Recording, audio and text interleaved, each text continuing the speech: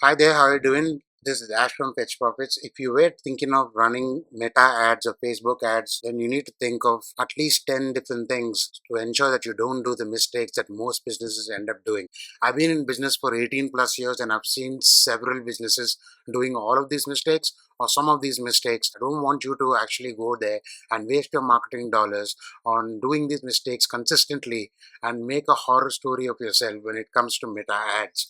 So the first one that I wanted to talk about is that Meta ads are not for every business. If you are a B2B business, for example, you're better off with LinkedIn ads. If you have a lot of search queries with respect to your business, maybe Google ads is better. If you have a business that has a lot of conversation going on around the products and services that your business provides, then maybe Quora ads is what you should be looking at, or maybe Reddit ads is what you should be looking at. Now, if you have enough budget, you can actually spread across all of these platforms and try and test out different platforms to see exactly what platforms are bringing in the maximum revenue for you or bringing in the maximum return on your marketing dollar. That's for you if you have enough budget to experiment. If you don't, then you need to sit down and think carefully about where your business fits naturally. If you're selling B2C, maybe Instagram and Meta are for you. Meta ads is not for every business. Just because there's a traffic source doesn't mean you need to go out there and start shooting your marketing dollars out there. Second, you need patience and you need healthy margins.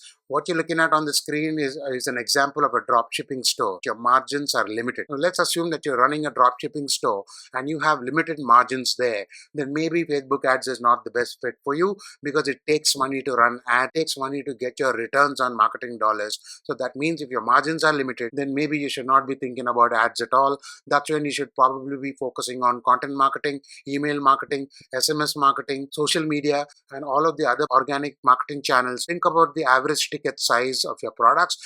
Think about the average margin on your products. Think about the customer lifetime value. Think about the profits and the revenue that you will generate, and think about whether or not that fits your marketing budget and whether or not that you're likely to be able to make some profits out of that. Third, Facebook ads, Meta ads, LinkedIn ads, Google ads, Quora ads, Reddit ads. No matter which traffic platform you choose, no matter where you choose to do advertising, it's not magic. Please do not assume that just because there's a traffic platform and just because you decided to go ahead and start an advertising campaign, you might or might not make it, partly because of the mistakes that I'm listing out right here. Maybe content marketing and all other organic marketing channels work better for you, or maybe because so you thought or assumed that if I just put my credit card on and if I run campaigns, I'll start making money, I'll start generating leads. That's not true. Also, it's not easy. Running ads and making them profitable is not an easy task. It takes back-breaking work. There's a lot of attention to detail. There's a symphony of integrations and marketing automations that you need to ensure that they're working right. There's this element of adding pixels. There's this element of making sure all of your workflows are set up correctly. And there's also strategy laced with your campaigns and different objectives that you might have for your campaigns. I see a lot of businesses jumping in too soon and rushing to run their campaigns on Meta. This also applies to several other traffic platforms like Google Ads and LinkedIn Ads. Maybe because they were too excited to run their campaigns, or maybe because their bosses have been pushing them or nagging them to push these campaigns without preparing for what needs to be done before your campaign goes out. Let's assume that you were running a lead generation campaign on LinkedIn or maybe a lead generation campaign on Meta. You cannot just ask for leads and expect that people will sign up unless you have a very hungry target audience, which is most likely not the case. So the kind of back work that you need to do when you're out trying to create a lead generation campaign is to try to give something of value for that lead to be enticed enough to sign up for your lead generation campaign. If it's a direct e-commerce campaign, go ahead and launch the campaign, but we will come to that in a little while. Here's something that I want you to pay attention to. Within Meta ads, for example, you will see audiences, and these audiences are all tracked by Meta as long as you have the Meta pixel uploaded on your site. Now you will notice that everybody who engaged with your Instagram account becomes one subset of an audience. Anybody who visited your Instagram account profile, that becomes another subset of an audience. Anybody who purchased a product on your website or an app, that becomes a subset. Anybody who added a product to their cart or website or app, that becomes a subset. Anybody who visited your website in the first place, that becomes a subset of audiences. All of these audiences are different audiences depending on what actions they take on your website, or whether or not they arrived on your website, whether or not they viewed particular pages such as your product pages, and so on. And you can unlock a lot more audiences. You can create custom audiences. Let's assume that you are a SaaS business. You wanted to go out there on Instagram and on Meta, and you wanted to launch a campaign, and you wanted to target specific audiences who visited your pricing page. Then that becomes a custom audience that you would want to track. Let's say somebody visited your pricing page, but they also started chatting with you on your live chat that's on your website. Then that becomes another subset of an audience. Now you can have multiple audiences, enable these audiences inside your business.facebook.com, and you need to be able to build these audiences long before you even think of launching your first campaign. Now, some kind of campaigns can go without this, but most campaigns will require segmentation and hyper segmentation. And for that, you need audiences. You need Meta to be tracking these audiences, but you need to build these audiences segments across Meta properties. Also applies to WhatsApp, also applies to Instagram, also applies to Meta in general. These audiences are also used for advanced marketing strategies such as retargeting. Think of your ad campaign objectives. When you get to business.facebook.com, click on Ad Manager and get to create a new campaign. There are certain campaign objectives here. You need to be thinking ahead of the campaign objective. Not all campaign objectives are built the same. Meta's algorithms work different for different types of campaign objectives depending on the campaign objective that you choose. If you choose awareness, the algorithm works differently compared to if you choose leads. That works differently compared to, let's say, sales. Also, not all campaign objectives are built for every single business. If I was a small business and I had a limited budget, maybe I would want to look at traffic or leads or directly sales if I have an e-commerce store, or if I wanted to sell something on my store.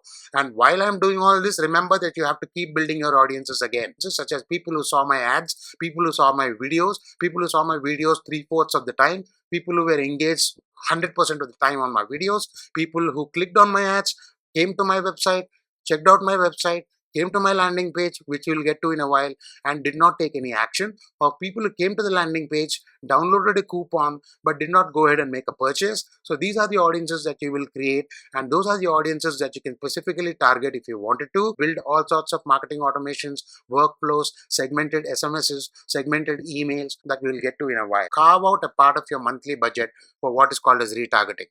Now let's assume that your monthly budget is around $500.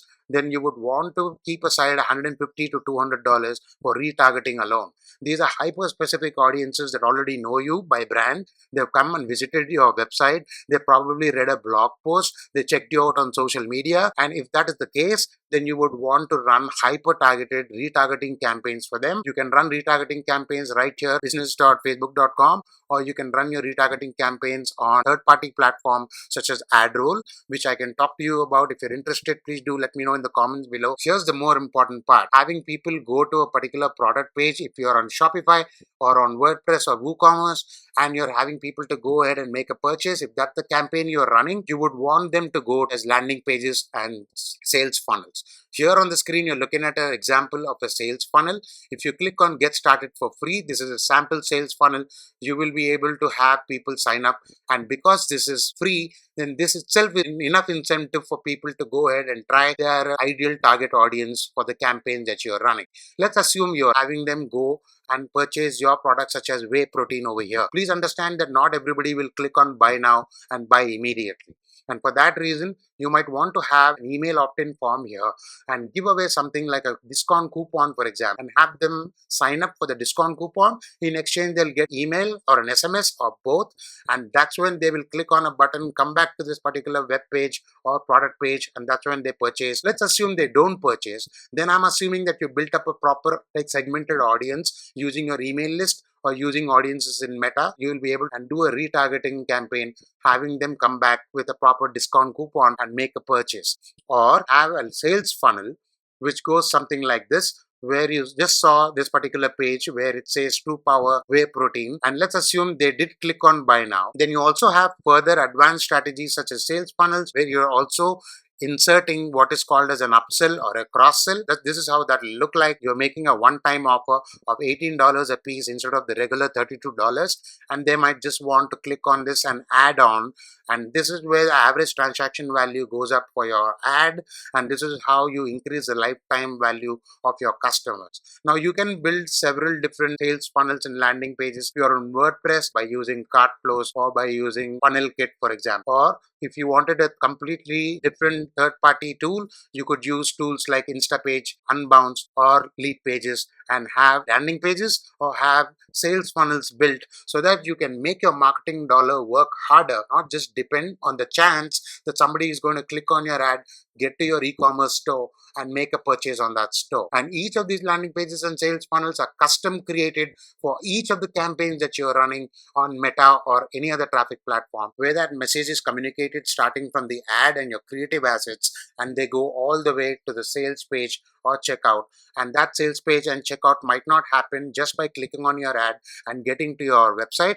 It might happen later, and for that reason you need to build a marketing list first, and that marketing list should be segmented and targeted. You would normally want to run paid ad campaigns targeting people to sign up for something that you offer on your site. You can track all of this by using data tools, by using platform specific analytics, also by using data visualization tools. I will link in the description below. These tips will help you to run your campaigns better, plan your campaigns better. If you need help with marketing, if you need help with Facebook ads, Meta ads, LinkedIn ads, Quora ads, Reddit ads, and Google ads, please do get in touch. Please do get on a call with me. The links are in the description below. If you like the video, please do subscribe to the channel. This is Ash from Fetch Profits signing.